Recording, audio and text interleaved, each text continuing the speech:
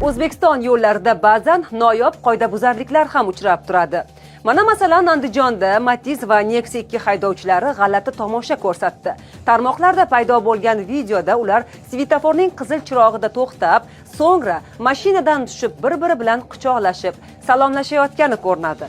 Bu vaqtda svetoforning yashil chirog'i yonib, Matizning orqasida turgan Spark haydovchisi harakatni boshlagan va yo'lning qarama-qarshi tomonidan chorrahani kesib o'tishga majbur bo'lgan. Buning oqibatida Spark qoidabuzarlik sodir etgan deb topilib, unga jarima yozilgan.